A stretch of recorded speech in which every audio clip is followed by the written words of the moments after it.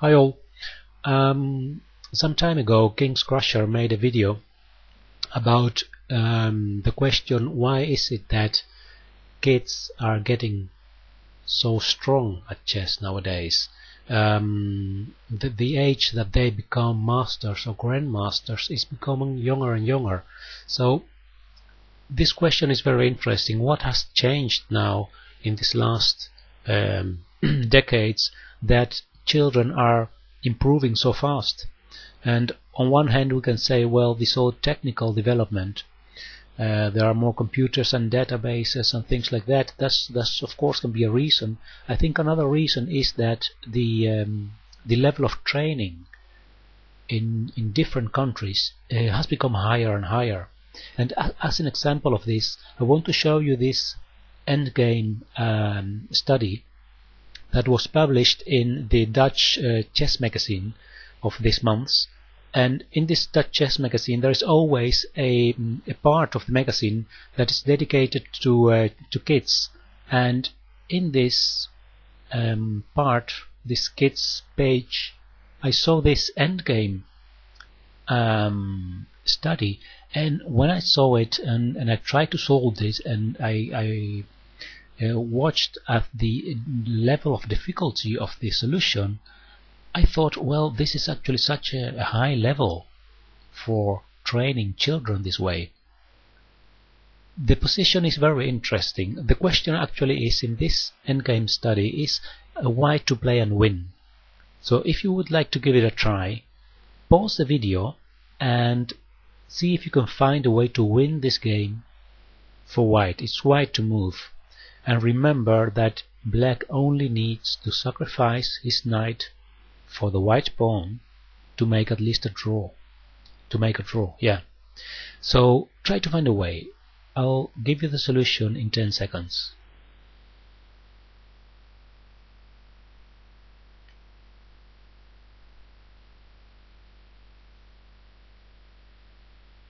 Okay, so here is the solution to this study.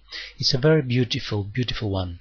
The first move that is played is the move f6.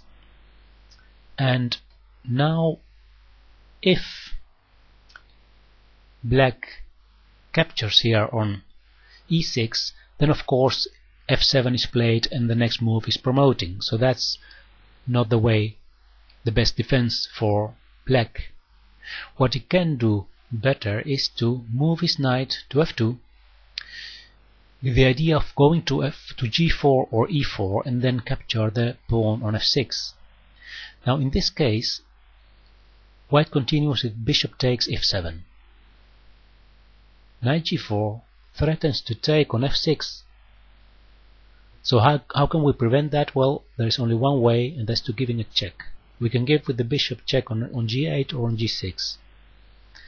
Let's have a look what happens if we give the check on g8 first. Then the king goes to h8. And it's actually impossible for white to win now. If he tries f7, then knight e5 comes. And we see already that black threatens to take this pawn on f7, and if he promotes like this, then of course knight to g6 has a fork here and captures the queen, achieving a draw. So that means that in this position, giving the check on g8 doesn't work. But there is another way, that is giving the check on g6. Bishop g6 check. King goes to h8 again. f7 is played. And now knight to h6 is a good try to defend.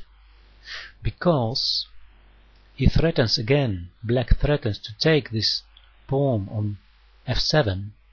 And this time, if white promotes on f8, then what happens is knight to g8 check. And after the king moves somewhere, then there is a draw, because it's stalemate. So that means that this doesn't work.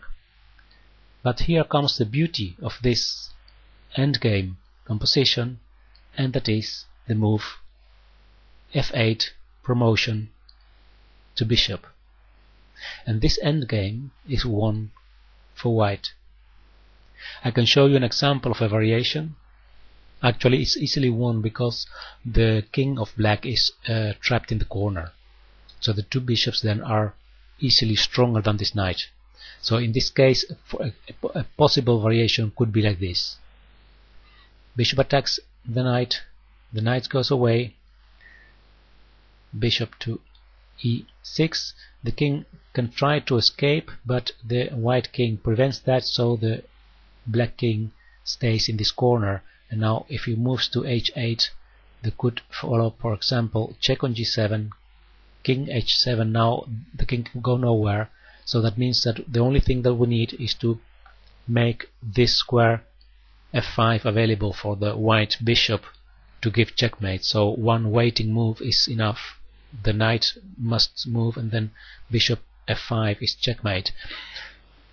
So this is an example of the level of training that we are offering now to our children. It's really very high, and I think that this endgame study is even for experienced players a difficult one. So maybe this is a possible answer to the question, why are kids getting so strong nowadays? Well, because we are training them so at such a high level.